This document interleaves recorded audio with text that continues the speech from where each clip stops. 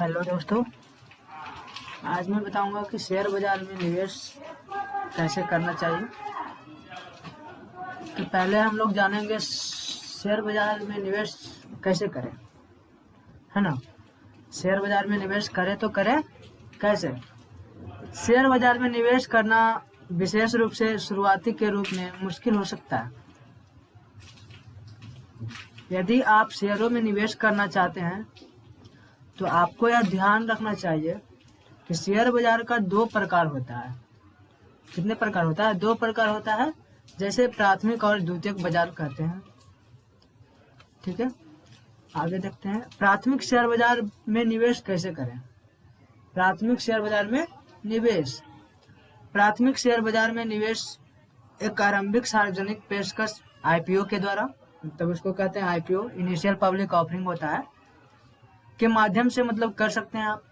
एक कंपनी को निवेशकों के द्वारा आईपीओ के लिए किए गए सभी आवेदन प्राप्त होने के बाद आवेदनों की गणना की जाती है और मांग और उपलब्धता के आधार पर शेयर को आवंटित किए जाते हैं। मतलब जितना डिमांड रहेगा, अगर बाय द वे जितना डिमांड रहेगा कि हम इतना शेयर होल्डर चाहिए, इतना शेयर चाहिए, उसी के अकॉर्डिंग जो है शेयर बाजार में जो आईपीओ आता है, आईपीओ को शेयर होल्डर के लिए उतना ही शेयर को अलॉट किया जाता है।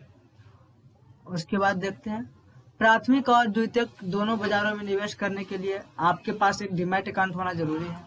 डीमैट अकाउंट होना जरूरी है जिससे आपके शेयरों में इलेक्ट्रॉनिक प्रतियां हों। जैसे मतलब कि आप अपने डिवाइस से आप उसको ट्रैक कर सकते हैं, अपने मतलब फोन से ही आपको या फिर लैपटॉप के माध्यम से आप ट्रैक कर सकते हैं। इसके अतिरिक्त एक ट्रेडिंग अकाउंट भी महत्वपूर्ण है जो ऑनलाइन शेयर खरीदने और बेचने में मदद करेगा। जो मैंने आपको बताया अभी कि जो भी आप जो अपने डिवाइस के द्वारा जो भी मतलब कि ऐसा भी फैसिलिटी है कि आप उससे इन्वेस्ट करके आप जो है उसमें डायरेक्ट इन्वेस्ट कर सकते हैं ब्रोकर के द्वारा। अगला देखते हैं दुर्लभ मामलों में व्यापारी के लिए अपने बैंक खाते से सीधे आवेदन करना भी संभव है।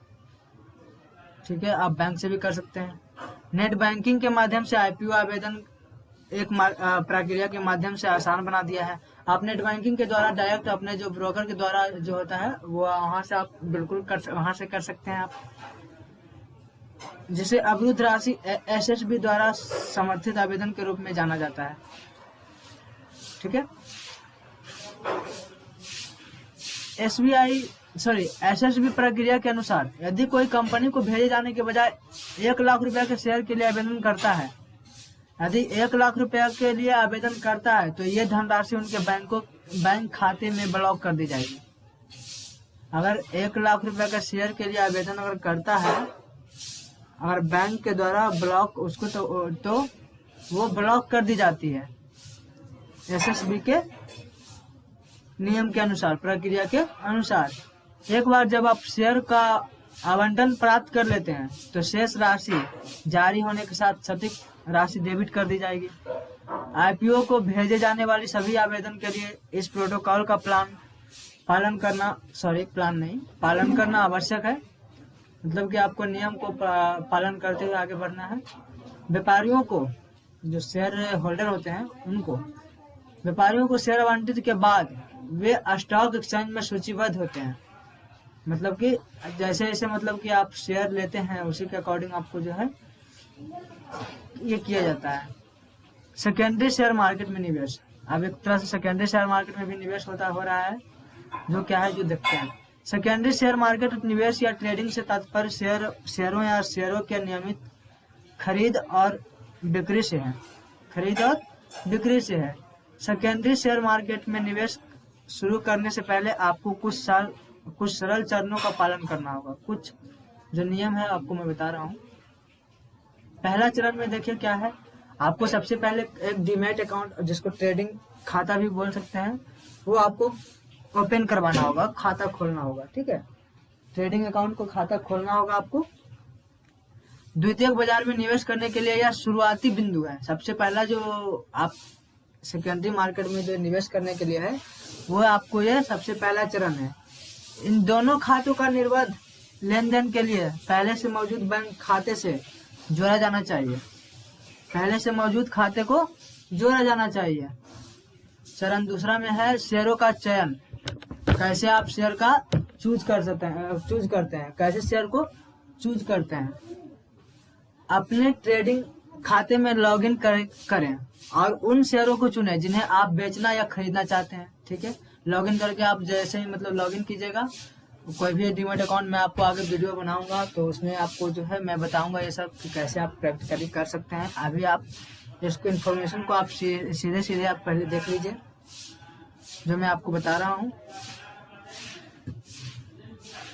सुनिश्चित करें कि आपके खाते में उन शेयरों को खरीदने के लिए आवश्यक राशि है। आपके पास जो भी मतलब राशि है उसके द्वारा आप खरीदें। चरण 3 में है मूल्य बिंदु चुनें। वह कीमत तय करें जिस पर आप शेयर खरीदना या बेचना चाहते हैं। खरीदार या विक्रेता द्वारा उस अनुरोध का प्रतिदान करने की प्रतीक्षा करें। ठीक है। चौथा चरण में है लेन देन को पूरा करें। एक बार लेन देन पूरा हो जाने के बाद आपको उन शेयरों के लिए शेयर या धन प्राप्त होता है जिन्हें आपने क्रमशः खरीदा या बेचा है। ठीक है, जो मतलब जिसको मतलब कि आपने खरीदा है, जिसको बेचा है ट्रेडिंग अकाउंट के द्वारा, वो आपको लेन देन को पूरा करना होगा। ठीक है। सुनिश्चित करें कि आप उस अवधि के प्रति सचेत हैं जिसके लिए आप निवेशित रहते हैं और अपने निवेश के माध्यम से आप जिन वित्तीय लक्ष्यों को प्राप्त करना चाहते हैं। डीमैट या ट्रेडिंग अकाउंट खोलने के लिए आवश्यक दस्तावेज क्या है। ट्रेडिंग जो खाता होता है उसको खोलने के लिए आवश्यक जो दस्तावेज है वो मैं आपको बता रहा हूँ। अब कैसे खाता खुलता है ऑनलाइन में। शेयर बाजार में निवेश शुरू करने के लिए आपके पास निम्नलिखित दस्तावेज होना चाहिए, जैसे कि आपका पैन कार्ड होना चाहिए, आपका आधार कार्ड होना चाहिए, IFSC कोड होना चाहिए, खाता संख्या मतलब अकाउंट नंबर होना चाहिए, खाता धारक का नाम, जिनका खाता है उनका नाम, और हस्ताक्षर दिखाते हुए उनके सक्रिय बैंक खाते से रद्द किए गए चेक पर नाम। रद्द किए गए कोई अगर चेक आपके पास है तो वो वाला चेक के लिए बोला जा रहा है। दस्तावेजों का विवरण है कि आवेदक एक स्थिर आय अर्जित करता है। पते का प्रमाण जो आपके ब्रोकर, डिपॉजिटरी, पार्टिसिपेट या बैंक द्वारा स्वीकार किए जाते हैं, दस्तावेजों की सूची पर आधारित है। ठीक है, जो भी है, जो आपका सही इन्फॉर्मेशन देना होगा वहाँ पे जो भी आपके पास होगा। आवेदन की पासपोर्ट साइज एक फोटो चाहिए। निवेश करने से पहले ये ध्यान रखने योग्य की बात है। देख लीजिए क्या क्या जरूरी बातें हैं जो आपको ध्यान रखना चाहिए। हालांकि स्टॉक ट्रेडिंग उतना मुश्किल नहीं है जितना लगता है। लंबी अवधि में इसके द्वारा पुरस्कृत किए बिना ट्रेडिंग की दुनिया से वह बह जाना संभव है। इस परिणाम को रोकने के लिए निवेश करने से पहले निम्नलिखित बातों का ध्यान जरूर रखिए। देखिए क्या क्या है। अपने पोर्टफोलियो में विविधता लाएं, मतलब कि आप डाइवर्सिफिकेशन के द्वारा जो है अपने जो भी है आप डाइवर्सिफिकेशन करके आप अपने शेयर में आप लगा सकते हैं, पैसा को लगा सकते हैं। देखिए ये मेरा राय नहीं है, ये मेरा मतलब कि मैं ऐसा मतलब कि सब बोलते हैं कि डाइवर्सिफिकेशन, अपना एनालिसिस खुद कीजिए। दूसरे के एनालिसिस से आपको जो है जरूरी नहीं है कि दूसरे को एनालिसिस सही ही होता है। अपना एनालिसिस अपना होता है, इसलिए मैं बोलूंगा कि आप अपने से एनालिस्ट कीजिए किसी चीज को, उसके बाद ही आप इन्वेस्ट कीजिए। आपको ये भी पता है कि मैं डिस्क्लेमर यहाँ पे दे देता हूँ कि शेयर में निवेश करने से पहले आप शेयर के बारे में जांच पड़ताल जरूर करें। ठीक है, अपने पोर्टफोलियो से विविधताएं लाएं। ठीक है, एक विविध पोर्टफोलियो एक स्वस्थ पोर्टफोलियो, मतलब कि जो अच्छा स्टॉक हो, एक जो भी मतलब कि फाइनेंशियली सही हो, उसका एक डेब्ट to equity ratio, P ratio वगैरह सारा को जांच लें। अगर आपको नहीं जांचने का, मैं आपको अगले वीडियो में कहीं पे मैं आपको बताऊंगा। ठीक है, यदि कोई विशेष संपत्ति वर्ग आपके पोर्टफोलियो पर हावी है तो यह आपके रास्ते में धन की एक स्थिर धारा को पेशकश नहीं करेगा। जब वह साधन कम पैसे गुजर रहा हो, एक परिसंपत्ति वर्ग की कम अवधि को ऑफसेट करने के लिए वित्तीय सलाहकार वैकल्पिक परिसंपत्ति वर्गों की जोड़ने की सलाह देते हैं।